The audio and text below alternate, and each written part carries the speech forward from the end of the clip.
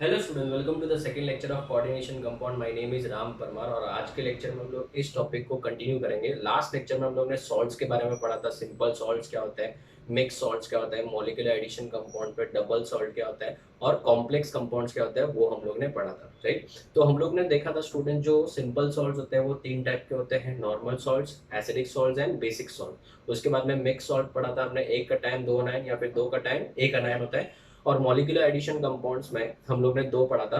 एक तो आपने डबल सॉल्ट पढ़ा था जो हर एक आयन का टेस्ट पॉजिटिव देता है, और दूसरा हम लोग ने पढ़ा था कॉम्प्लेक्स कंपाउंड जो हर आयन का टेस्ट पॉजिटिव नहीं देता है ना। Video number 1, that is lecture number 1 के एंड में मैंने जो आपको पीडीएफ भेजा था, आई होप आप लोगों ने उसके क्वेश्चन सॉल्व किए होंगे।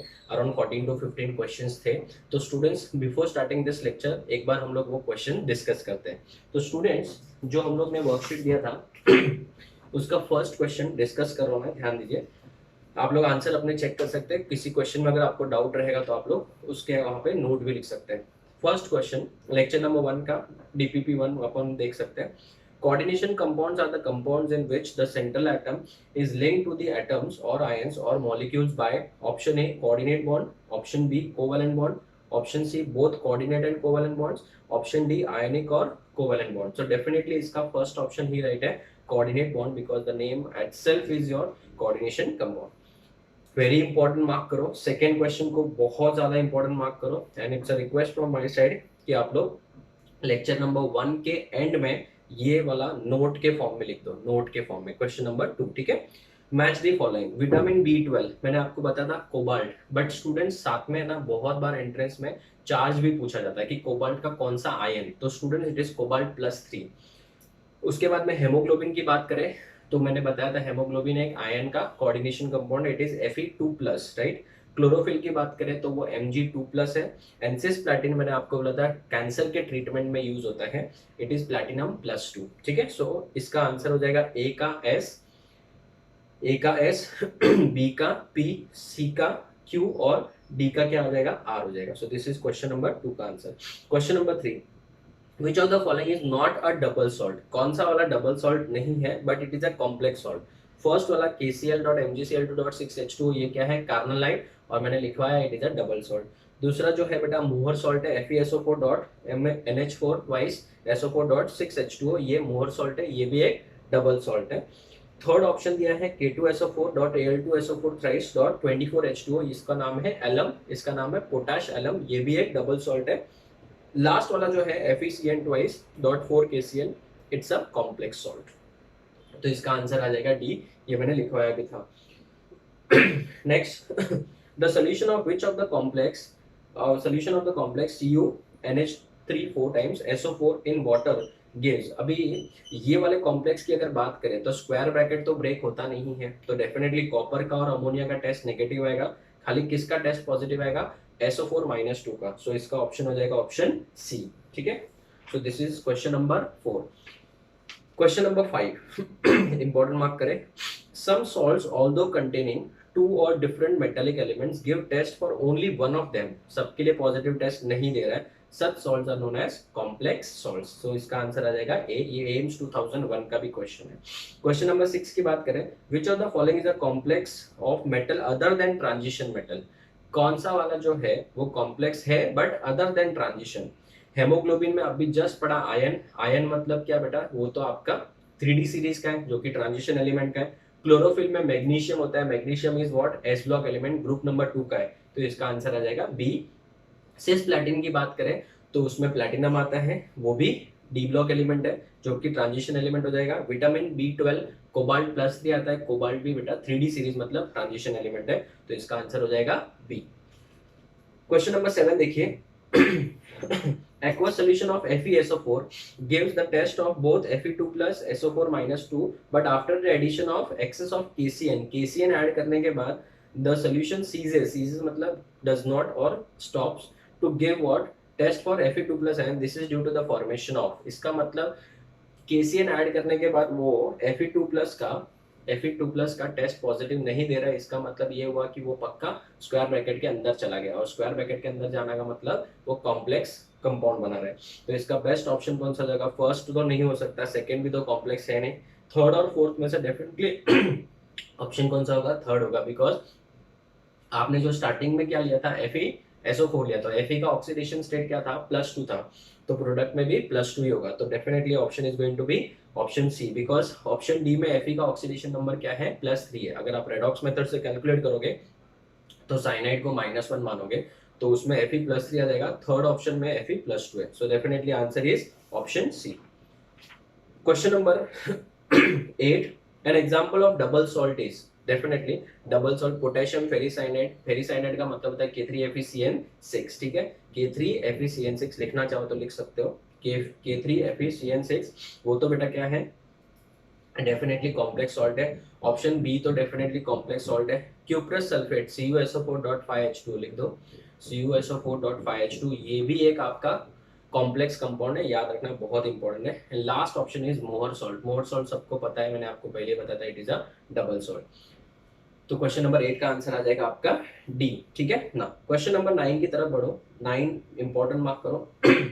मिक्स सॉल्ट कौन सा है इसमें से, एसिडिक सॉल्ट कौन सा है, बेसिक सॉल्ट कौन सा है, डबल सॉल्ट कौन सा है, और कॉम्प्लेक्स सॉल्ट कौन सा है। तो सबसे पहले मुझे एक बात बताओ, सबको कॉम्प्लेक्स सॉल्ट तो मिल गया होगा, देखो ई का आंसर आ जाएगा एस, देखो ई का आंसर एस बराबर है, और डबल सॉल्ट में देखो कार्नालाइट दिया है कॉलम 2 में, तो डेफिनेटली डी का क्या हो जाएगा, क्यू हो जाएगा, एरो बनाते जाना, ठीक है। एसिडिक सॉल्ट में डेफिनेटली पी आएगा, क्यों, क्योंकि उसमें एक एच है जो रिप्लेसेबल है, तो ये एसिडिक सॉल्ट हो जाएगा।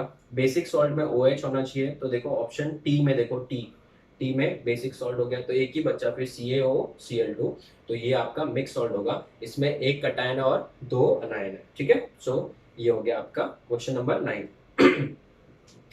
क्वेश्चन नंबर 10 देखिए, match the following, simple salt कौन सा है, CaCl2 डेफिनेटली, मिक्स सॉल्ट कौन सा है, एक कटायन 2 अनायन या फिर 2 कटायन 1 अनायन, तो डेफिनेटली NaKSO4, ठीक है ना, उसमें Na प्लस होगा, K प्लस होगा, और SO4 -2 होगा। डबल सॉल्ट डेफिनेटली आपका कौन सा है, ऑप्शन क्यू है। एंड कॉम्प्लेक्स सॉल्ट एक ही बचा है जो मैंने आपको बताया था, CuSO4.4NH3, ये 4NH3 है, और वो कॉपर सल्फेट वाला 5H2 है, जिसको आप वाटर ऑफ क्रिस्टलाइजेशन भी बोलते हैं। क्वेश्चन नंबर 11 देखिए, the complex salt NaAgCN twice will give, तो स्टूडेंट्स ये आपने अगर मैकआर्थर फॉरेस्ट साइनेट प्रोसेस पढ़ा है, किसमें, एक्सट्रैक्शन ऑफ मेटल में, तो वहां पे मैंने सिखाया था हाइड्रोमेटलर्जी में, तो Na स्क्वायर ब्रैकेट के बाहर है, तो इसका मतलब ये वाला कंपाउंड Na प्लस का टेस्ट पॉजिटिव देगा, नेगेटिव किसका देगा, Ag प्लस का है, Cn माइनस का, तो gives a positive test for Ag plus, no, option B read करो, give the positive test for Na plus, absolutely correct, give the positive test for Cn minus, no, none of these, तो इसका best option would be option B.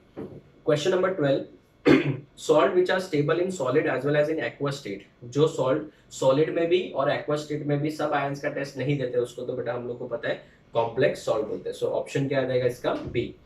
Question number 13, which of the following contains 1 cation and 2 anions, एक cation और 2 अनायन, अभी just थोड़े time पहले सिखाया था मैंने आपको ब्लीचिंग पाउडर, ऑप्शन सी देखोगे तो CaOCl2, तो इसमें एक कटायन है, ठीक है, लिखना चाहते हो लिख सकते हो, एक कटायन कौन सा, Ca+2, एंड 2 अनायन कौन सा है, एक तो Cl माइनस और एक OCl माइनस, ठीक है।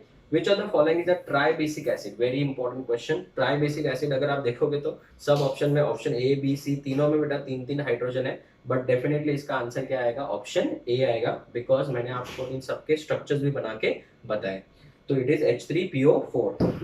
Next, which of the following is an acidic salt, जो अभी भी H दे सकता है, तो उसके पास में रिप्लेसेबल H होना चाहिए, तो option is going to be option A, Na2HPO4। Sir hydrogen तो सब में है ना, बट वो हाइड्रोजन P से डायरेक्टली अटैच्ड है, वो लूज करेगा नहीं, तो क्वेश्चन नंबर 15 का आंसर इज ए। तो students this is your DPP number 1, lecture number 1 के एंड में जो मैंने आपको PDF दिया था उसके हम लोग ने क्वेश्चंस डिस्कस कर लिए ना। आज के लेक्चर में हम लोग डिस्कस करेंगे बहुत important topic, terminology used in coordination compounds. Now students, सबसे पहली बात तो ये ध्यान से सुनिए, कोऑर्डिनेशन कंपाउंड्स को हम लोग हमेशा, जैसे अगर आज हम लोग एग्जांपल के तौर पे बात करें तो NaAgCN ट्वाइस के फॉर्म में लिख रहे हैं, राइट, इसको मैं एक कोऑर्डिनेशन कंपाउंड बोल सकते हो, बराबर है। तो इसके अंदर कौन कौन से टर्म्स यूज किए जाते हैं, राइट ना, आयनाइजेशन स्फीयर क्या होता है, कोऑर्डिनेशन स्फीयर क्या होता है, ये सब भी हम लोग डिस्कस करेंगे स्टूडेंट्स। तो स्टूडेंट्स सबसे पहले हम लोग बात करते हैं पॉइंट नंबर 1, आयोनाइजेशन स्फीयर, किसके बारे में, आयोनाइजेशन स्फीयर के बारे में। What is the meaning of ionisation sphere? तो आयोनाइजेशन स्फीयर का मतलब होता है जो भी आपका कॉम्प्लेक्स सॉल्ट है, ध्यान से देखना एकदम इंपॉर्टेंट है, जो भी कॉम्प्लेक्स सॉल्ट है उसमें जो स्क्वायर ब्रैकेट के बाहर है, जो भी पार्ट स्क्वायर ब्रैकेट के क्या है बाहर है, उसी को बेटा हम लोग क्या बोलते हैं आयोनाइजेशन स्फीयर। तो ये वाला जो पार्ट है ये स्क्वायर ब्रैकेट के क्या है बाहर है, तो इसको आयोनाइजेशन स्फीयर बोलेंगे। जैसे अगर मैं सेम ये कंपाउंड ले लूं CO H2O 6 टाइम्स Cl3, तो इस कंपाउंड में अगर हम लोग बात करें तो ये वाला तो आपका क्या है कोऑर्डिनेशन स्फीयर है, राइट। जो स्क्वायर ब्रैकेट के बाहर वाला पार्ट है ये वाला पार्ट, तो ये वाला पार्ट कौन सा वाला स्फीयर हो जाएगा आयनाइजेशन स्फीयर, पक्का। तो इस पार्ट को हम लोग क्या बोलेंगे ionisation sphere. So it is that part of complex salt, it is that part of complex salt, आराम से पढ़े, which is present, कहाँ पे प्रेजेंट है आउटसाइड द स्क्वायर ब्रैकेट, और स्क्वायर ब्रैकेट को क्या बोलते हैं coordination sphere, outside the coordination sphere. So it is that part of complex salt which is present outside the coordination sphere। coordination sphere के बाहर जो प्रेजेंट है उसी को बेटा हम लोग क्या बोलते हैं आयोनाइजेशन स्फीयर। सर एग्जांपल दो। एग्जांपल के तौर पे सबसे पहले K4FeCN6, वेरी इंपॉर्टेंट, ठीक है। K4FeCN6 इसको हम लोग बोलते हैं पोटेशियम फेरो, नाम याद रखो फिलहाल के लिए नाम याद रखो फेरोसाइनाइड, पोटेशियम फेरोसाइनाइड, और इसका कलर होता है लेमन येलो, और सिंपली येलो भी लिख सकता हूँ मैं, ठीक है। तो इसका नाम क्या है पोटेशियम फेरोसाइनाइड ना। अगर मैं बात करूँ बेटा इस कंपाउंड के बारे में, ठीक है, तो ये कंपाउंड जब आप पानी में डालोगे तब क्या होगा इस कंपाउंड का, तो एकदम ध्यान से देखना K4FeCN6, करेक्ट। अब ये सॉलिड स्टेट में है, अगर मैं इसके अंदर क्या डाल दूं पानी डाल दूं, तो पानी डालते बेटा ये क्या हो जाएगा ब्रेक हो जाएगा। तो जो आयनाइजेशन स्फीयर है वो बेटा दो टुकड़ों में ये टूट जाएगा, ये कंपाउंड दो टुकड़ों में टूट जाएगा। यहाँ पे जो स्क्वायर ब्रैकेट के बाहर प्रेजेंट है वो कौन है पोटेशियम है, तो पोटेशियम बेटा ब्रेक हो जाएगा, यही आयनाइजेशन स्फीयर है। तो कितने पोटेशियम है 4, तो 4K प्लस हो जाएगा, प्लस यहाँ पे इसके साथ में क्या बनेगा बताओ FeCN6, यहाँ पे बेटा बनेगा 4 माइनस, कितना माइनस बन जाएगा 4 माइनस। तो मुझे बताओ यहाँ पे टोटल दो टाइप के आयन्स मिले, एक तो K प्लस और एक ये। तो ये वाला जो है इस आयन को हम लोग बोलते हैं काउंटर आयन, इस आयन को क्या बोलते हैं काउंटर आयन, या फिर इसको फ्री आयन भी बोल सकते हैं, या फिर इसका तीसरा नाम है आउटर आयन। कौन सा आयन आउटर आयन। और इसको हम लोग बेटा आयनाइजेबल इन नेचर भी बोल सकते हैं, क्यों, क्योंकि ये आयनिक फॉर्म में आ रहा है, ठीक है ना। Ionisable in nature, it is ionisable in nature, मतलब वो आयनिक फॉर्म में कन्वर्ट हो रहा है।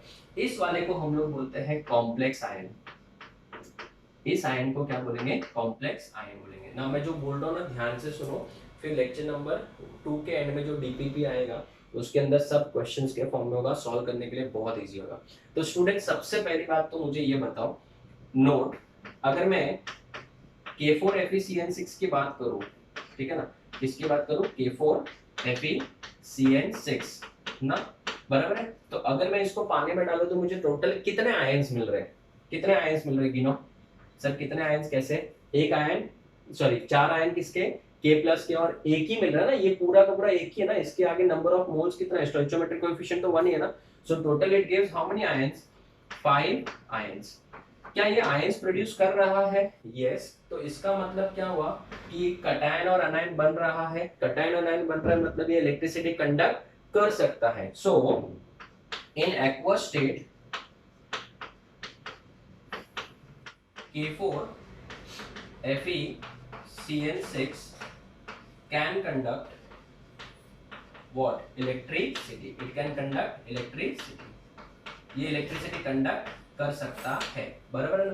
क्यों इलेक्ट्रिसिटी कंडक्ट कर सकता है, बिकॉज ये वाला आयंस के फॉर्म में जा रहा है। तीसरी बात मुझे बता बेटा, एक्वस स्टेट में it gives positive test for किसके लिए, positive test for K plus के लिए पॉजिटिव टेस्ट देगा, क्या Fe2 प्लस के लिए पॉजिटिव टेस्ट देगा, नहीं, तो क्या लिखूंगा बताओ, negative test for Fe2 plus, correct, and even it will give negative test for किसके लिए, Cn minus ion, Cn minus के लिए भी ये कौन सा टेस्ट देगा, नेगेटिव टेस्ट देगा। तो एक एक बारीकी से चीजें हम लोग पढ़ रहे हैं, बहुत अच्छे से ध्यान से सुनना। अभी ये वाला कंपाउंड 5 आयंस दे रहा है, ठीक है, अगर मैं नेक्स्ट कोई कंपाउंड लो उसमें समझो 4 ही आयंस आ रहे हैं, तो और क्वेश्चन में पूछ रहा है कि दोनों में से ज्यादा आयंस कौन प्रोड्यूस कर रहा है, या फिर ऐसे समझो 3-4 ऑप्शन दे दे और बोल दे कि किसमें कितने आयंस हैं, या 5 आयंस कौन प्रोड्यूस कर रहा है, 4 कौन प्रोड्यूस कर रहा है, तो ऐसे टाइप के क्वेश्चंस हम लोग अटेम्प्ट कर सकते हैं। दूसरा इसमें एक और क्वेश्चन क्या आएगा कि दोनों में से अच्छा कंडक्टर ऑफ इलेक्ट्रिसिटी कौन हुआ। अभी इसमें जैसे 5 आयंस बन रहे, राइट, मैं अगर आपके सामने एक कंपाउंड ले लूं COH2O 6 टाइम्स, ठीक है ना, Cl3, अभी मुझे एक बात बताओ, ये कंपाउंड कितना आयंस प्रोड्यूस करेगा ठीक है ना, और ये कौन कौन से आयंस का टेस्ट पॉजिटिव देगा वो भी हमको पता करना है। तो स्टूडेंट सबसे पहली बात तो ये कि ये कंपाउंड जैसे ही पानी में डालेंगे अपन, आराम से घाई मत करिए, थोड़ा स्लो ही जा रहा हूं मैं, ठीक है, ये कंपाउंड को जैसे मैं पानी में डालूंगा तो बताओ इसमें आयनाइजेशन स्फीयर की तरह, आयनाइजेशन स्फीयर कौन सा है,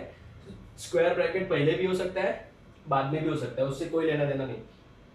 अगर पहले है तो इसका मतलब वो कटायन है, सेकंड बाद में है मतलब वो अनायन के पार्ट में, ठीक है। तो आप बताओ ये कैसे ब्रेक होगा, इसमें बेटा 2 आयंस कौन कौन से मिलेंगे, एक तो COH2O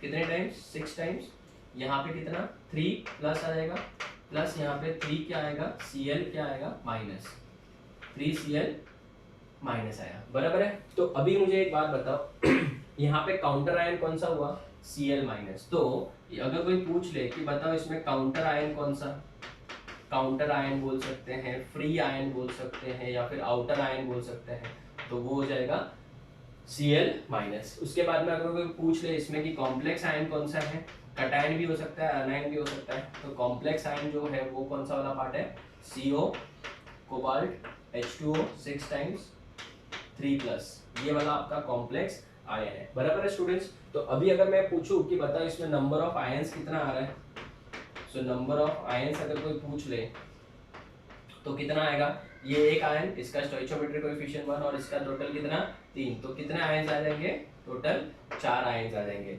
बराबर है। तो अगर मैं पूछूं कि दोनों में से अच्छा कंडक्टर ऑफ इलेक्ट्रिसिटी कौन है, तो यहाँ पे 5 आयंस है और यहाँ पे कितने आयंस है, 4 आयंस, तो डेफिनेटली ये वाला अच्छा कंडक्टर ऑफ इलेक्ट्रिसिटी हो जाएगा। अगर मैं बात करूं कैन कंडक्ट, यस और no, yes, so in dash state, aqueous state, in aqueous state cobalt 6 times water, इन सब के IUPAC नेम भी सीखेंगे हम लोग बाद में। इन aqueous state this compound can conduct what, can conduct electricity, correct, ये इलेक्ट्रिसिटी कंडक्ट कर सकता है। नेक्स्ट बेटा एक एक पॉइंट हम लोग लिख रहे हैं, राइट ना। अभी अगर किसी ने पूछ लिया कि बताओ ये कौन कौन सा टेस्ट पॉजिटिव देगा तो we can say it will give positive test for Cl minus. कैसे Cl माइनस के टेस्ट साथ पॉजिटिव टेस्ट देगा, अगर मैं इस कंपाउंड का रिएक्शन किसके साथ करा दूं, AgNO3 के साथ करवा दूं, तो AgNO3 के साथ करवाते बेटा मुझे यहाँ पे AgCl मिलेगा, और AgCl सबको पता है कौन सा पीपीटी होता है, व्हाइट कलर का पीपीटी है। तो व्हाइट पीपीटी आते बेटा हम लोग क्या बोलेंगे कि यहाँ पे AgCl बन रहा है, समझ में आ रहा है। तो इसका मतलब क्लोराइड आयन जो है वो स्क्वायर ब्रैकेट के बाहर है। तो अगर मैं बोलूँ कि बेटा ये कोबाल्ट के लिए टेस्ट पॉजिटिव देगा क्या, नहीं, so it will give negative test for किसके लिए, कोबाल्ट +3 के लिए, कोबाल्ट +3 के लिए नेगेटिव टेस्ट फॉर वाटर के लिए भी ये नेगेटिव टेस्ट देगा, बराबर है। बट वाटर के लिए टेस्ट करेंगे भी नहीं क्योंकि ये तो ऑलरेडी एक्वस स्टेट में ही प्रेजेंट है। Is it clear. तो स्टूडेंट्स ये हो गया सेकंड। तो हम लोग तसल्ली से एक एक चीज पढ़ रहे हैं। हमारा टॉपिक तो सिर्फ आयनाइजेशन स्फीयर ही है, बट इसके ऊपर क्या क्या क्वेश्चन बनाए जा सकते हैं वो भी मैं आपको साथ में बता रहा हूँ, ठीक है।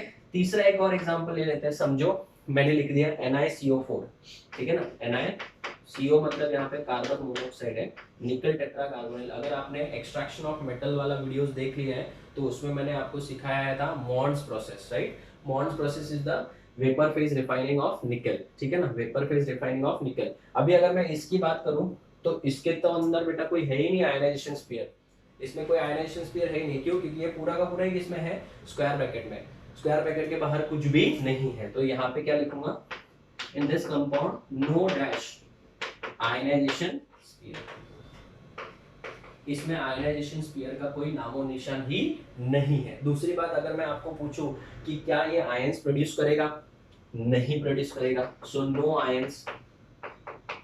अगर आयंस नहीं प्रोड्यूस करेगा तो कैन नॉट और can not conduct what, electricity. ये इलेक्ट्रिसिटी कंडक्ट नहीं कर सकता। क्यों नहीं कर सकता इलेक्ट्रिसिटी कंडक्ट? बिकॉज इसके पास में कोई आयंस प्रोड्यूस करने की क्षमता नहीं है। सो हमने आज के लेक्चर का सबसे पहला टॉपिक पढ़ लिया, क्या?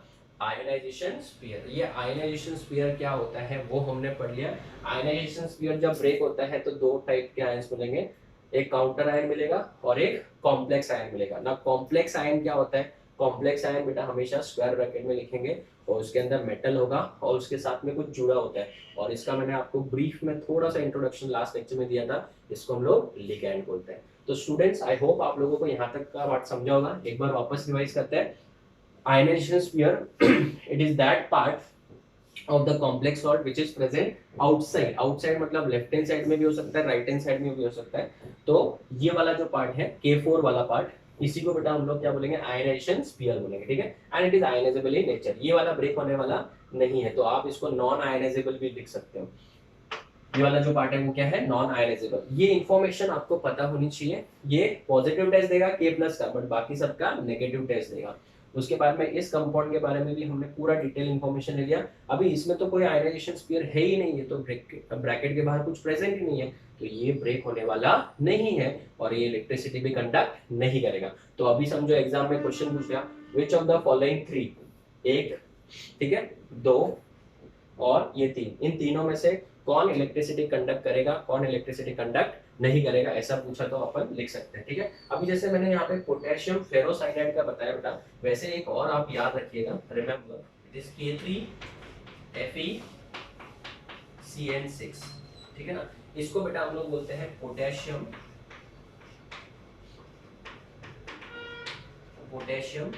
फेरी।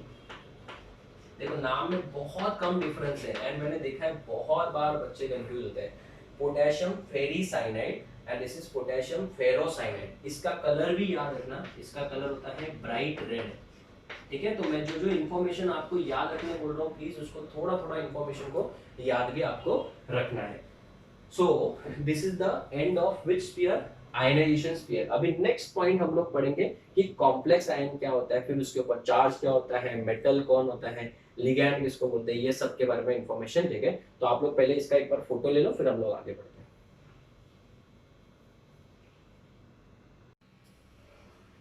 Okay students, so let's start with the next important terminology का second part, that is complex ion. ना कॉम्प्लेक्स आयन का मतलब क्या होता है, ठीक है ना। अगर हमारे पास में से फॉर एग्जांपल FeCN6 लिखा हुआ है, ठीक है, बराबर। अभी यहाँ पे समझो K4 आगे था, तो K4 को हटा दिया तो हमने यहाँ पे क्या लिखा, माइनस लिखा, 4 माइनस या -4 लिखो। तो इस वाले में अगर मैं एग्जांपल लेता हूँ, समझो ये वाला, तो इस वाले कंपाउंड के अंदर हम लोग देखेंगे तो इस वाले पार्ट को हम लोग क्या बोलते हैं, कॉम्प्लेक्स आयन बोलते हैं।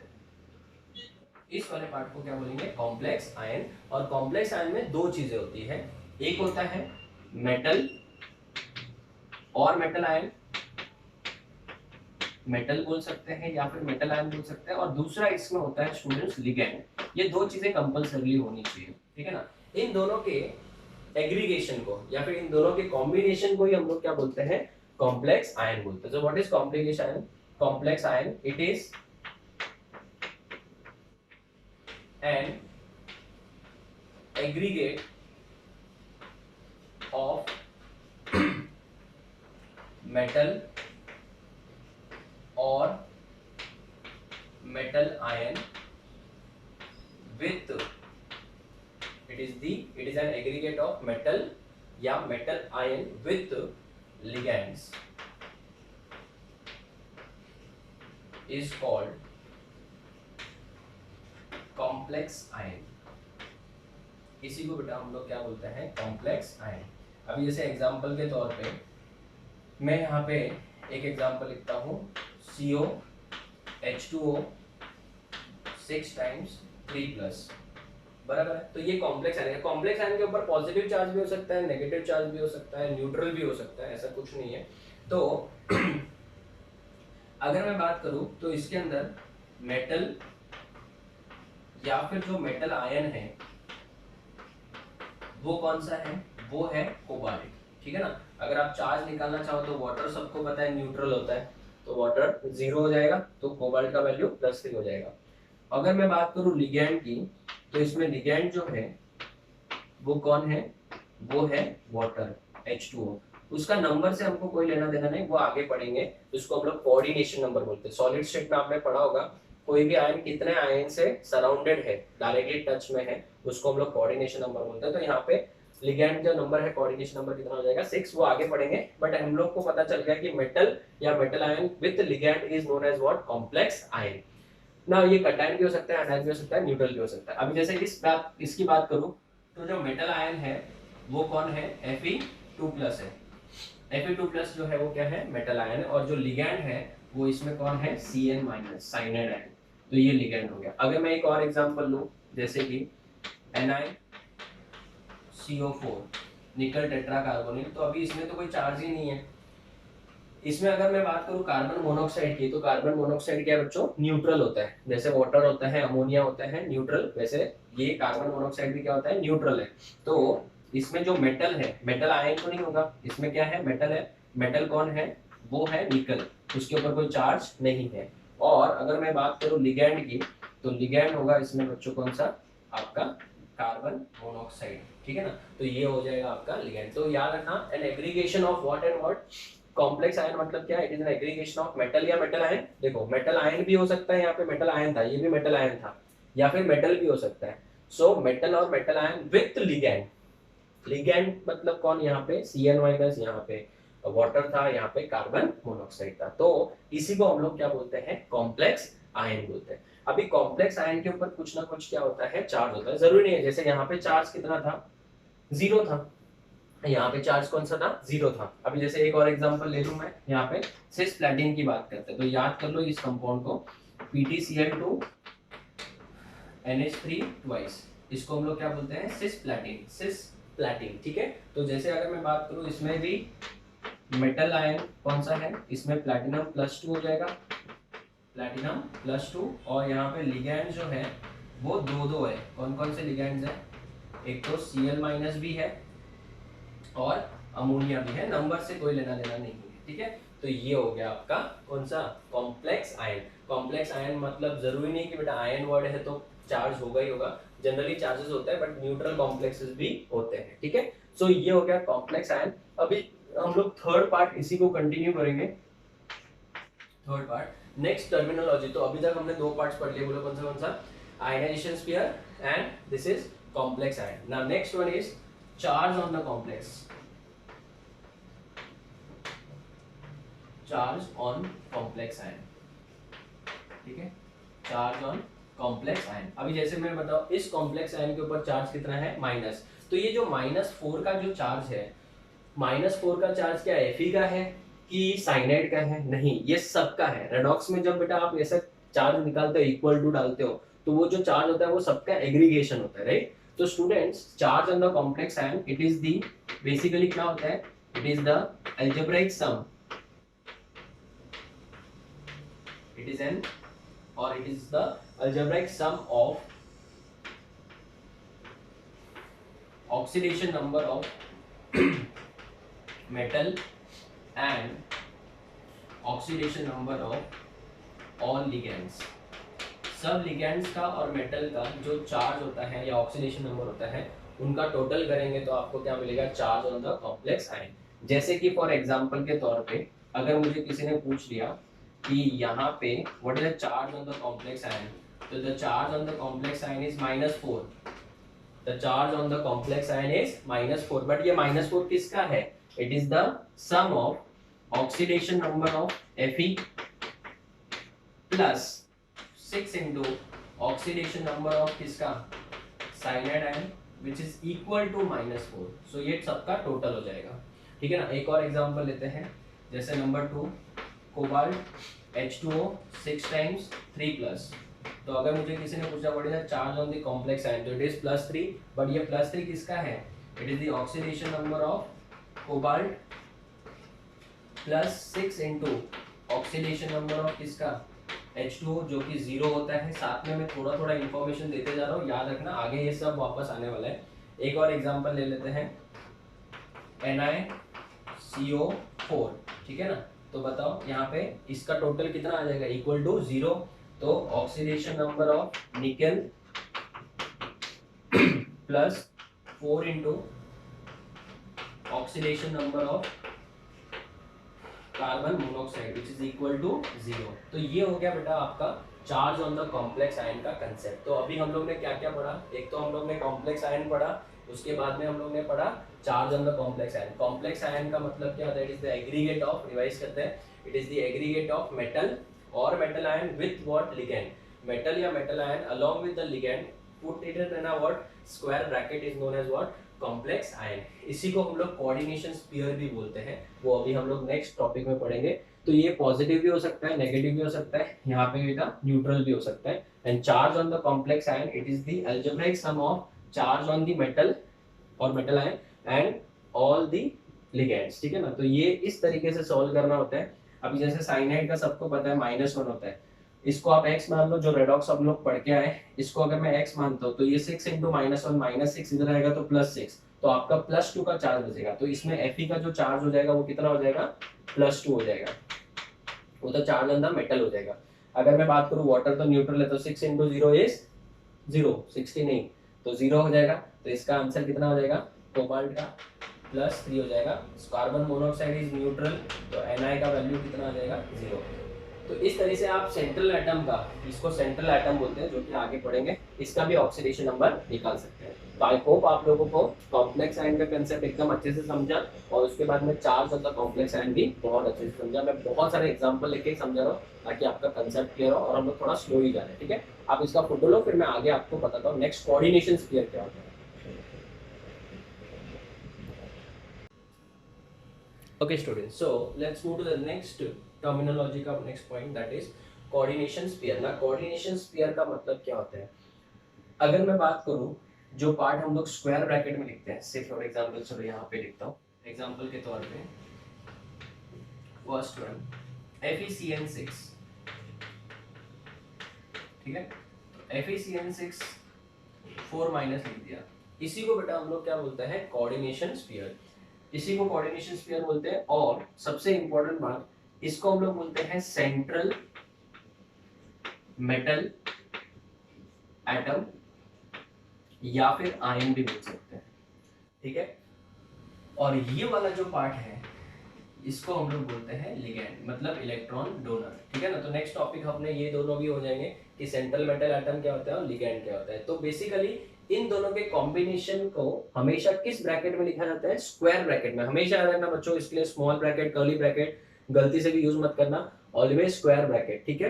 तो इन दोनों के कॉम्बिनेशन को ही हम लोग क्या बोलते हैं? Coordination sphere. और कोऑर्डिनेशन स्फीयर के बाहर जो होता है उसको हम लोग बोलते हैं आयोनाइजेशन स्फीयर, ठीक है। इसके बाहर जो भी होगा, जैसे K4 होना चाहिए था, तो वो हम लोग ने लिख रहे बिकॉज यहाँ पे -4 लिख दिया हमने, ठीक है। तो उसको हम लोग बोलते हैं आयोनाइजेशन स्फीयर। सो अपन यहाँ पे लिख सकते हैं सेंट्रल मेटल एटम, ध्यान से सुनना, central metal atom, central metal atom and ligand forms a dash coordination sphere, they form coordination sphere, ठीक है ना। it is always written in which bracket? very important, it is always written in square bracket। इसको हमेशा याद रखना, किस bracket में लिखा जाएगा? स्क्वायर ब्रैकेट में ही लिखा जाएगा, ठीक है। और दूसरी बात, अगर मैं बोलूँ कि क्या ये ब्रेक होगा, ठीक है ना, जैसे याद रखना, अगर मैं किसी को पूछ लूँ कि बताओ क्या FeCN6 4 माइनस, ठीक है, अगर ये बोलूँगा ऐसे कि यहाँ पे Fe2 प्लस में है प्लस 6 साइनाइड आयंस है, क्या ये आयंस देगा ऐसे? तो students do remember this is wrong, ठीक है ना, ये कभी भी आयनाइज नहीं होता है। It is very very important, non ionizable, it is non ionizable in nature, मतलब ये कभी भी आयनाइज नहीं होगा। This is very very important, it is non ionizable in nature. तो इसका मतलब क्या हुआ? इसका मतलब ये हुआ कि FeCN6 will not give 4 minus, will or will not give positive test for Fe2 plus and Cn minus, ठीक है ना। तो ये पॉजिटिव टेस्ट कभी नहीं देगा। इसका मतलब ये हुआ कि that this compound it is non dash in nature, ionizable in nature. बार बार चीजें सुनेंगे बेटा तभी चीजें अपने को क्रिस्टल क्लियर होगी और याद भी होगी, ठीक है। So this is whole and sole story of what, coordination sphere, बराबर ना ध्यान से सुनो। अगर मैं आपको एक और पूछ लूं कि बताओ नेक्स्ट पॉइंट जो है वो है आपका सेंट्रल मेटल एटम, वो क्या होता है? Central metal atom, central metal atom और आयन, ठीक है ना, ये भी हो सकता है। क्यों? क्योंकि कभी कभी मेटल के ऊपर कोई चार्ज नहीं होता है, कभी कभी पॉजिटिव चार्ज हो सकता है, ठीक है। तो सेंट्रल मेटल एटम की बात अगर हम लोग करें तो वो क्या बोलेंगे? The metal which is present inside the coordination sphere और outside? It is inside. The metal which is present inside, very very important, inside the coordination sphere, inside the dash sphere, coordination sphere is called central metal atom or ion, central metal atom और ion ना। Generally बच्चों याद रखना 99.9% cases में, not all but generally जो central metal atom होता है, not always but maximum cases में 99.9% केसेस बोल सकते हो, generally the central metal atom is a D block element. D block element ही होता है मेजर केसेस में, मैक्सिमम केसेस में ट्रांजिशन एलिमेंट ही होगा। क्यों ऐसा सर? इसका रीजन बहुत बार एमसीक्यूज में पूछा जाता है। रीजन, इसके रीजन बहुत सारे हैं। सबसे पहला रीजन, डी ब्लॉक एलिमेंट का साइज बहुत छोटा होता है, और याद रखना साइज बेटा इसमें छोटा ही होना चाहिए कोऑर्डिनेशन कंपाउंड्स में, स्मॉल साइज।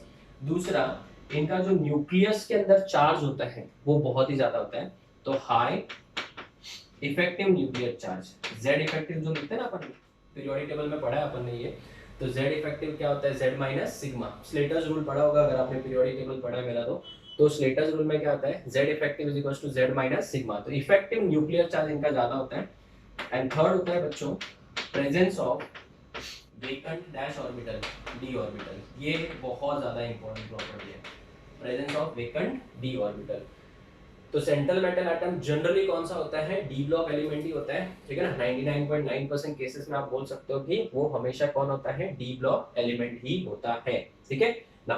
नेक्स्ट पॉइंट अगर हम लोग बात करें लिगैंड्स, बच्चों हम लोग नेक्स्ट बोर्ड पे पढ़ेंगे। उसके पहले मुझे होता है बेटा मेटल आयन के ऊपर भी कुछ चार्ज होता है, छोटा सा टॉपिक है, इधर ही कवर करते हैं। फिर नेक्स्ट में हम लोग लिगैंड्स पढ़ेंगे। इसके ऊपर +2 का चार्ज है, राइट ना, तो उसको हम लोग क्या बोलेंगे? Oxidation number, oxidation number of central metal atom, ठीक है। सो what is the meaning of oxidation number of central metal atom? It is the charge present on central metal atom in a coordination sphere. Coordination sphere के अंदर जो metal present होता है उसके ऊपर जो चार्ज होगा उसी को क्या बोलते हैं? Oxidation number. जैसे कि अगर मैं एग्जांपल के तौर पे लेता हूँ, दो एग्जांपल लेते हैं।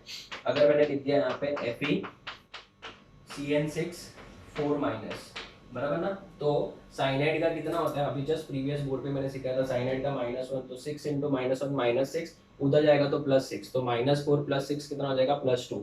सो इसमें ऑक्सीडेशन नंबर ऑफ Fe कितना हो जाएगा, +2 हो जाएगा, ठीक है। दूसरा अगर मैं बात करूँ Na निकल टेट्राकार्बोनिल, ठीक है ना, तो CO का बेटा 0 होता है, ओवरऑल चार्ज भी 0 है, तो Na के ऊपर भी चार्ज कितना हो जाएगा, 0 हो जाएगा। सो this is the oxidation number of central metal atom.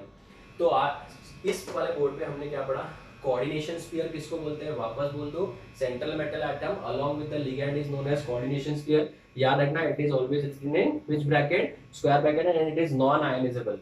ये आयनाइज नहीं होता है, मतलब ये पॉजिटिव टेस्ट कभी नहीं देगा, ठीक है।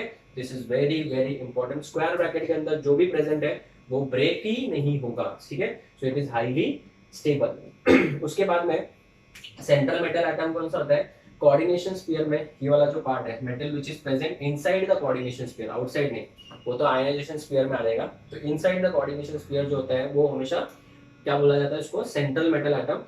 और वो 99.9% केसेस में कौन सा होगा, डी ब्लॉक एलिमेंट होगा। क्यों, because of its small size, second high Z effective nuclear charge and presence of vacant d orbital. Oxidation number of central metal ion, I think it was very very simple. तो अभी हम लोग next board पे पढ़ेंगे बेटा 7th point कि what is the meaning of ligand, और ligand के क्या क्या अलग अलग टाइप्स है, ठीक है। तो इसका फोटो लो, फिर आगे बढ़ते हैं। Okay students, so the next is very important topic. इसके ऊपर आगे फ्यूचर में हम लोग 1-2 लेक्चर्स ही लेने वाले हैं। नाउ सबसे पहले हम लोग बात करेंगे 7th point, that is ligand. Ligand का मतलब क्या होता है, जैसे अगर मैंने यहाँ पे लिखा है NiCO4, ठीक है ना, तो ये तो आपका सेंट्रल मेटल एटम है। ये जो कार्बन मोनोऑक्साइड है इसको बेटा आप क्या बोलोगे, लिगैंड। और ये क्या करता है, इलेक्ट्रॉन डोनेट करता है किसको, मेटल को, सेंट्रल मेटल को। तो इलेक्ट्रॉन क्या कर रहा है, डोनर। तो इलेक्ट्रॉन डोनर को ही बेसिकली हम लोग क्या बोलते हैं, ligand. So a ligand is an electron donor to the central metal atom और आयन। सेंट्रल मेटल एटम को ये इलेक्ट्रॉन क्या करता है, डोनेट करता है। जनरली अगर हम लोग बात करें तो जनरली जो आपका लिगैंड होता है, ligand donates its lone pair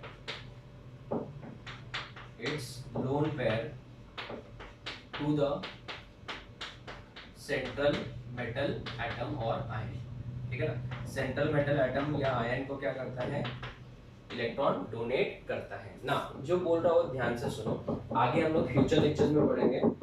majority cases में कैसा होता है कि लिगैंड जो है इसको इलेक्ट्रॉन देता है, बट सम केसेस में मेटल जो है वो इलेक्ट्रॉन को लिगैंड को भी दे सकता है, ठीक है ना। तो अभी लिगैंड जो है वो इलेक्ट्रॉन किस में लेगा, या तो अपने वेकेंट डी ऑर्बिटल में लेगा बच्चों, किस में लेगा, वेकेंट डी ऑर्बिटल में, या फिर एंटी बॉन्डिंग मॉलिक्यूलर ऑर्बिटल में। तो in some special cases, in some special cases the ligand can also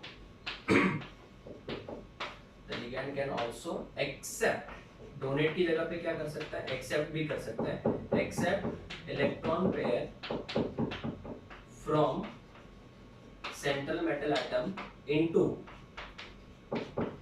it's own क्या, वेकेंट डी ऑर्बिटल, या तो वेकेंट डी ऑर्बिटल में इलेक्ट्रॉन लेगा, और in anti bonding molecular orbital, जो आप लोग नेचर ऑफ केमिकल बॉन्ड में पढ़ते हैं, ABMO बोलते हैं हम लोग, राइट। तो वैसे भी हो सकता है। अभी लिगैंड के बारे में मैं ज़्यादा इन्फॉर्मेशन नहीं दे रहा हूँ, क्यों, क्योंकि इसके ऊपर पूरा का पूरा एक लेक्चर ही है। लिगैंड्स कितने टाइप के होते हैं, कौन कौन से उसके नेचर होता है, वो सब हम लोग डिस्कस करेंगे, ठीक है। उसके बाद हम लोग आते हैं 8 पॉइंट में, ध्यान देना, वेरी वेरी इंपॉर्टेंट। हम लोग पढ़ेंगे next is coordination number. Coordination number very very important, जो आप लोग सॉलिड स्टेट में भी पढ़ते हो उसी टाइप का है।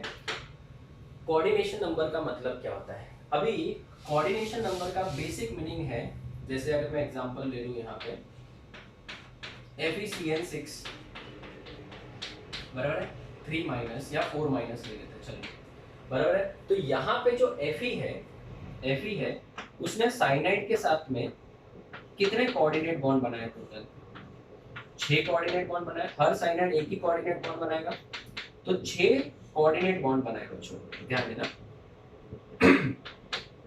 भले ही आपको पता होगा ऑक्टाहेड्रल जैसा दिख रहा है, तो इसमें टोटल आपको 6 कोऑर्डिनेट बॉन्ड दिख रहे हैं बच्चों, ठीक है ना। तो इसी को बेटा हम लोग बोलते हैं कोऑर्डिनेशन नंबर, और कोऑर्डिनेशन नंबर हमेशा सेंट्रल मेटल एटम के लिए डिफाइन किया जाता है। तो अगर आपको पूछ ले calculate the coordination number of Fe in FeCN6 4 minus, तो it is going to be 6।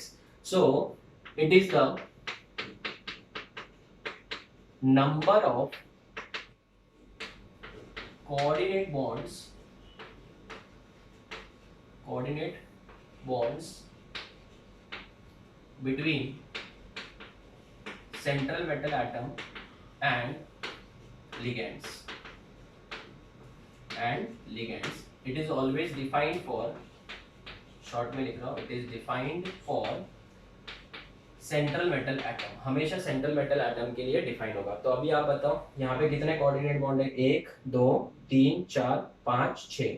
तो the coordination number of Fe+2 is equal to 6। Fe+2 का कोऑर्डिनेशन नंबर कितना हो जाएगा? 6 हो जाएगा। और एग्जांपल लेते हैं नंबर 2। अगर मैं लिख दूं AgCN twice -1, तो the coordination number of silver Ag+ is equal to कितना बच्चों? 2 हो जाएगा, ठीक है ना। कितना हो जाएगा? 2 हो जाएगा। एक और एग्जांपल लेते हैं CuNH3 4 टाइम्स SO4, करेक्ट। तो SO4 जो है वो तो बेटा आयनाइजेशन स्फीयर है। कोऑर्डिनेशन नंबर किसके लिए डिफाइन किया जाता है? सेंट्रल मेटल एटम के लिए। तो coordination number of Copper+2 is equal to कितना हो जाएगा? 4 हो जाएगा। तो जितने कोऑर्डिनेट बॉन्ड बने हैं उसी को बेटा हम लोग क्या बोलते हैं? कोऑर्डिनेशन नंबर बोलते हैं। क्या बोलते हैं? Coordination number. नाउ अभी ध्यान से सुनो, अगर आप ध्यान से देखोगे तो यहाँ पे कौन से बॉन्ड्स बन रहे हैं? सर ये कोऑर्डिनेट बॉन्ड बन रहे हैं। Let me tell you one thing students, coordinate bonds are also what? They are type of what? Covalent bond. तो कोवैलेंट बॉन्ड जब भी बनेगा तो मॉलिक्यूल को एक पर्टिकुलर क्या मिलेगा? ज्योमेट्री मिलेगा। क्या मिलेगा? ज्योमेट्री। तो इस ज्योमेट्री को बेटा हम लोग बोलते हैं coordination polyhedron. Coordination polyhedron.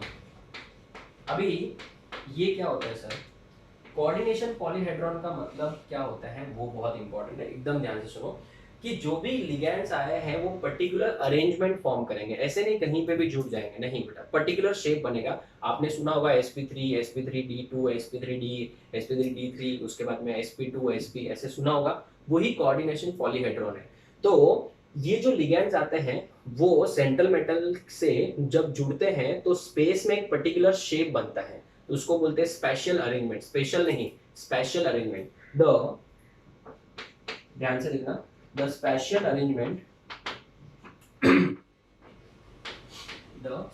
arrangement of ligands on the central metal atom forms a particular geometry of coordination compound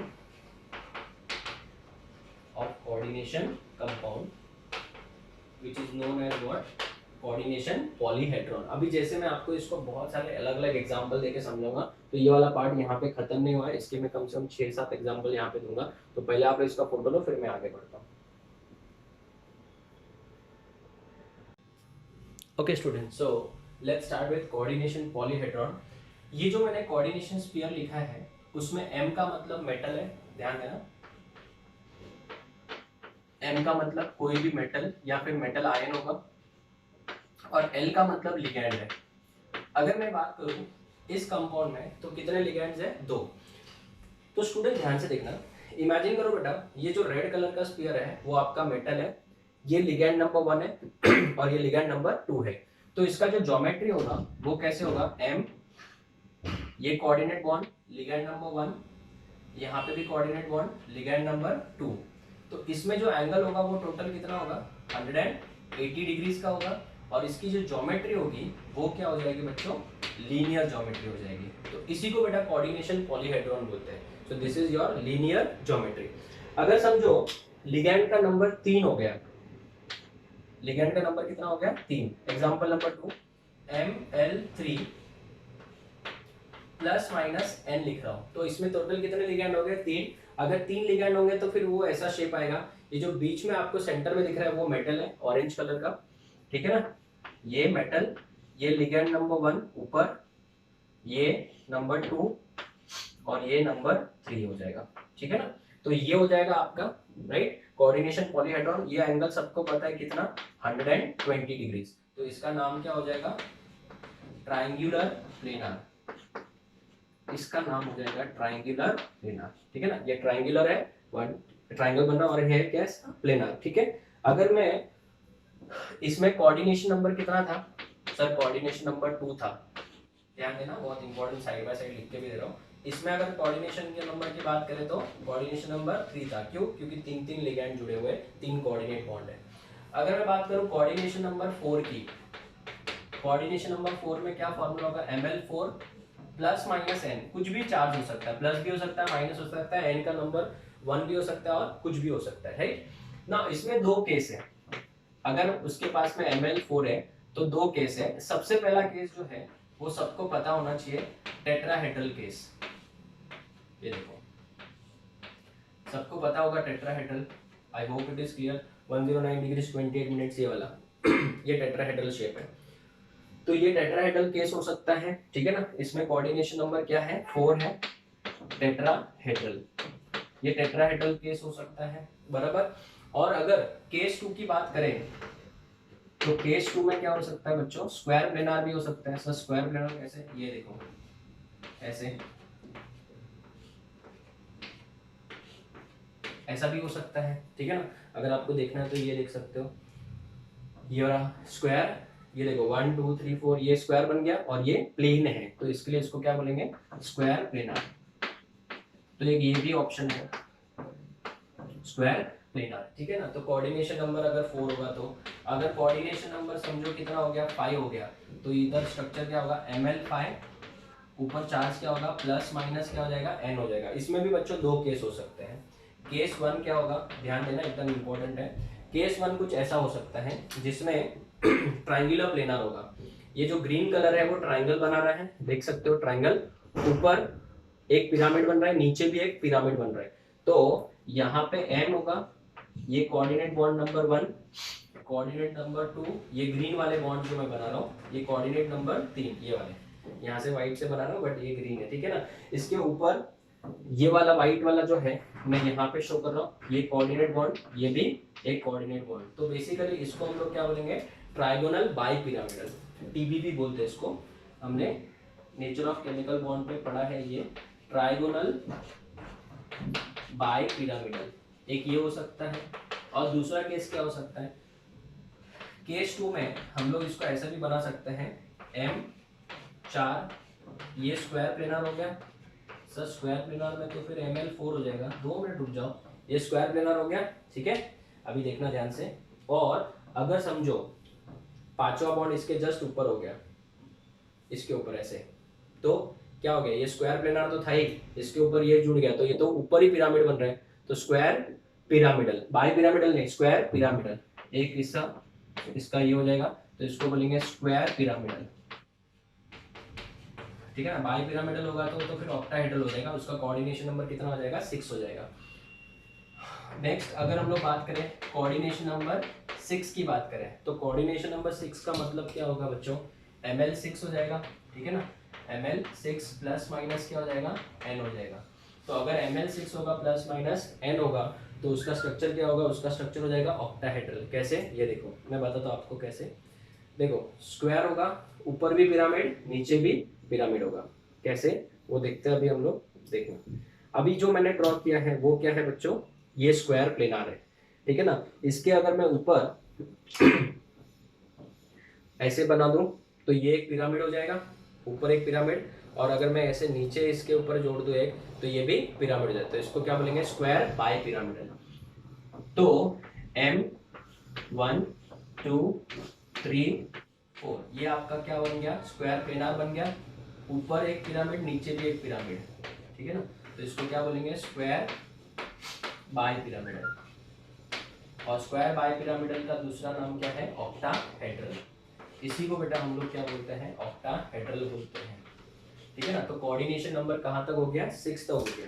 तो स्टूडेंट इसी को हम लोग कोऑर्डिनेशन पॉलीहेड्रल बोलते हैं। एक बार वापस रिवाइज करते हैं, ML2 होगा तो कोऑर्डिनेशन नंबर 2, ML3 है तो coordination number 3 and so on. इसमें जो दो स्पेशल केसेस हैं, टेट्राहेड्रल भी हो सकता है और स्क्वायर प्लेनार भी हो सकता है। वैसे यहाँ पे TBP ट्रायगोनल बाय पिरामिडल भी हो सकता है और स्क्वायर पिरामिडल भी हो सकता है। और ML6 में तो डेफिनेटली एक ही ऑप्शन है, स्क्वायर बाय पिरामिडल। क्यों, क्योंकि ऊपर भी पिरामिड बन रहा है नीचे भी पिरामिड बन रहा है, देख सकते हो आप, ऊपर भी स्क्वायर, ये स्क्वायर है, ग्रीन वाले के साथ जोड़ने के बाद ऐसे एक ऊपर पिरामिड बन रहा है, नीचे भी एक पिरामिड बनेगा, तो उसको क्या बोलेंगे, स्क्वायर, दो बार पिरामिड बन रहा है तो बाय पिरामिडल, ठीक है। So this is the concept of coordination polyhedron. 7 और 8 भी हो सकता है, बट इतना डिटेल में जाने की जरूरत नहीं, हमारे सिलेबस में सिर्फ कोऑर्डिनेशन नंबर 4 और कोऑर्डिनेशन नंबर 6 ही है डिटेल में, तो वही हम लोग ज्यादा डिस्कस करेंगे। तो अभी मैं कुछ आपको इंपॉर्टेंट नोट पॉइंट लिखवा रहा हूँ, 3 से 4 इंपॉर्टेंट नोट्स है, बहुत ज्यादा इंपॉर्टेंट है, वो हम लोग कंप्लीट करने के बाद आज का लेक्चर वाइंड अप करेंगे। तो इसका फोटो लो, फिर आगे बढ़ते हैं। ओके स्टूडेंट्स, सो 2-3 इंपॉर्टेंट नोट्स हैं, जरा उनको लिख लेते हैं, जनरली ध्यान से देखना। सबसे पहले इंपॉर्टेंट नोट है, coordination number can very, very नहीं, वेरी फ्रॉम 2 to 8, 2 से लगा के 8 तक हो सकता है, जैसे ML2 ML3 ML4 6 4 5 6 7 8। बट याद रखना, most common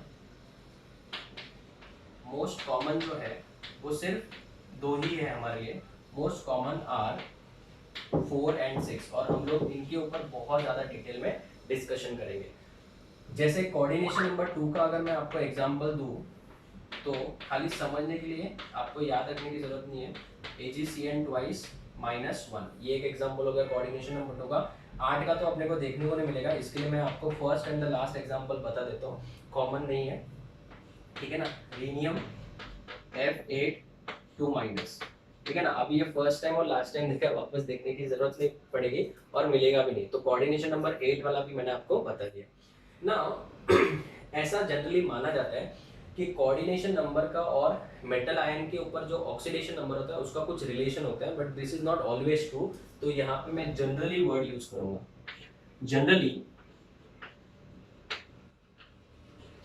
generally the coordination number of central metal atom is double it's most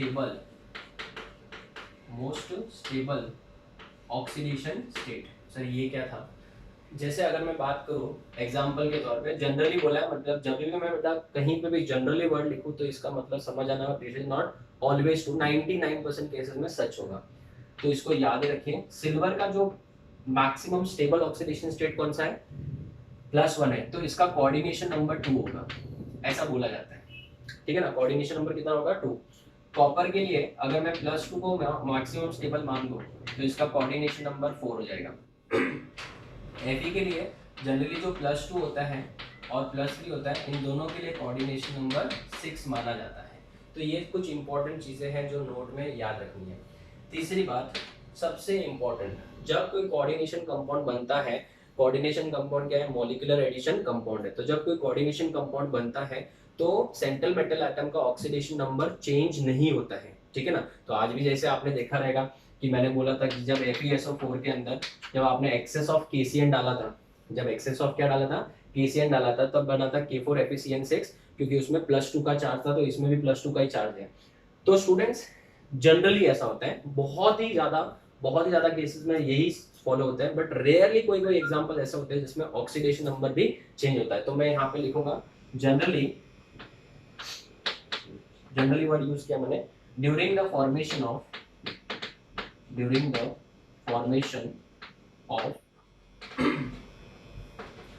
complex compound और कॉम्प्लेक्स सॉल्ट,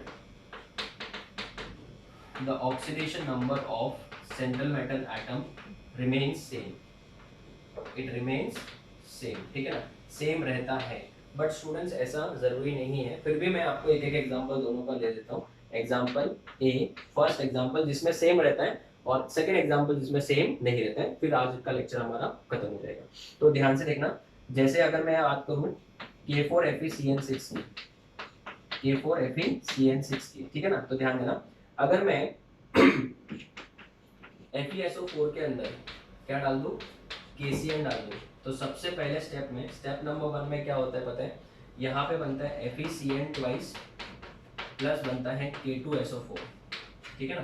फिर इसके अंदर अगर हम लोग और एक्सेस में क्या डाल दें, KCN डाल दें, और अगर एक्सेस में मैं क्या डाल दूं, KCN डाल दूं, 4KCN, तो यहाँ पे बन जाएगा बच्चों क्या, K4FeCN6, ठीक है ना। तो यहाँ पे जो Fe था वो किस ऑक्सीडेशन स्टेट में था, +2 में था, और यहाँ पे भी जो Fe है वो किस ऑक्सीडेशन स्टेट में है, +2 है। तो इसमें बेटा ऑक्सीडेशन नंबर Fe का चेंज नहीं हुआ है।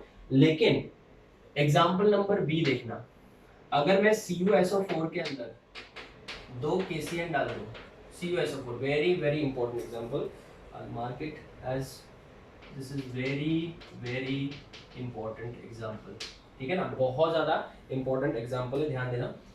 तो जब CuSO4 के अंदर सेम, जब आपने FeSO4 लिया, लेकिन जब आप CuSO4 लेते हो, इसके अंदर जब 2 KCN डालते हो, तो फर्स्ट स्टेप इज सेम, यहाँ पे क्या बनेगा, CuCN ट्वाइस प्लस क्या बन जाएगा, K2SO4, बराबर है। यहाँ पे कॉपर किस ऑक्सीडेशन स्टेट में था, +2 में था, यहाँ पे भी +2 है। बट इसका जो स्टेप नंबर 2 है उससे थोड़ा सा डिफरेंट होता है इसका स्टेप नंबर 2। इसका जो स्टेप नंबर 2 है, स्टेप नंबर 1 ले लेते हैं इसको, इसका जो स्टेप नंबर 2 है वो थोड़ा सा डिफरेंट है। ये है आपका क्यूप्रिक साइनाइड। ये जो क्यूप्रिक साइनाइड होता है, इसके जो 2 मोल्स होते हैं, ठीक है ना, ये कन्वर्ट होता है क्यूप्रस साइनाइड में, Cu2CN ट्वाइस, इसको CuCN भी लिख सकते हैं, प्लस यहाँ पे आपको स्यूडो हलाइड बनेगा, CN ट्वाइस, मैंने जो आपको P ब्लॉक में सिखाया था। तो ये क्यूप्रिक साइनाइड था, ध्यान देना बच्चों, ये क्या था, क्यूप्रिक साइनाइड था। अभी जो बना है वो क्या है, क्यूप्रस साइनाइड है। क्यूप्रस क्या है, साइनाइड। तो इसमें जो कॉपर का ऑक्सीडेशन नंबर है वो है +1, इसमें जो कॉपर का ऑक्सीडेशन नंबर क्या है, +1। तो देखो मैंने यहाँ पे क्या लिखा था, वर्ड जनरली लिखा था। फिर स्टेप नंबर 1 हो गया, स्टेप नंबर 2 हो गया, स्टेप नंबर 3 में क्या होगा पता है स्टेप नंबर 3 में ये जो Cu2CN ट्वाइस है, ये रिएक्ट करता है किसके साथ, एक्सेस ऑफ KCN के साथ, और जब ये एक्सेस ऑफ KCN के साथ रिएक्शन करता है तब ये बनता है 2, यहाँ पे 6, 2K3CuCN6, 2K3CuCN6, I think right लिखा ना, यहाँ पे मिस्टेक कर दिया, यहाँ पे CN4 हो जाएगा, क्या हो जाएगा, 2K3CuCN4, और यहाँ पे आपका एक्सेस में कुछ बचेगा नहीं, क्योंकि ये 2 2 4 8 6 और ये 2 8 हो जाएंगे। तो स्टूडेंट्स यहाँ पे जो कॉपर है वो किस ऑक्सीडेशन स्टेट में है, +1 ऑक्सीडेशन स्टेट में। तो स्टूडेंट्स डू रिमेंबर, याद रखना, when excess of KCN is passed through CuSO4 solution, क्या बनता है, K3CuCN4 is formed, K3CuCN4 is formed, this is very important note।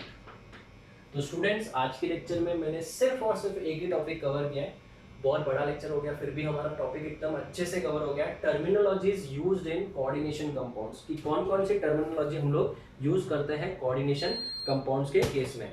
So students, it's a request from my side, कि जब आप next lecture number 3 देखेंगे तो पहले वो जो डीपीपी में भेज रहा हूँ वो आप सॉल्व कर लीजिए, और सॉल्व करने के बाद ही आप थर्ड वीडियो देखिएगा। तो थर्ड वीडियो के स्टार्टिंग में हम लोग पहले डीपीपी सॉल्व करेंगे, डीपीपी के क्वेश्चन आंसर फिर भी मैं डिस्कस करूंगा, और फिर हम लोग थर्ड लेक्चर मतलब आगे का पार्ट स्टार्ट करेंगे। तो कॉम्प्लेक्स कंपाउंड जो होते हैं, कौन कौन से टाइप्स होते हैं, आगे का टॉपिक बहुत ही इंपॉर्टेंट है, आगे के टॉपिक्स बहुत बड़े हैं, तो एक एक करके हम लोग डिस्कस करेंगे। तो स्टूडेंट्स, आज के जो लेक्चर में मैंने आपको बोलते ना फाउंडेशन बेसिक्स पूरा सा स्ट्रॉन्ग कर दिया कि कौन कौन से वर्ड्स है जो बार बार मैं बोलूंगा कोऑर्डिनेशन स्पीयर, मैं बोलूंगा कोऑर्डिनेशन नंबर, मैं बोलूंगा ऑक्सीडेशन नंबर, मैं बोलूंगा सेंट्रल मेटल एटम, और अगर आपको ये टर्म्स क्लियर नहीं है तो फिर आपके लिए बहुत डिफिकल्ट हो जाएगा। तो स्टूडेंट्स, आज का लेक्चर मैं बोलूंगा टर्मिनोलॉजी है, पूरा ABCD हमने इस टॉपिक का पढ़ा है, तो एक एक चीज को आप अच्छे से रिवाइज करके डीपीपी नंबर 2 सॉल्व करने के बाद फिर आप थर्ड वीडियो देखिएगा। So we will meet in the next lecture with the next concept. Till then, thank you and take care students.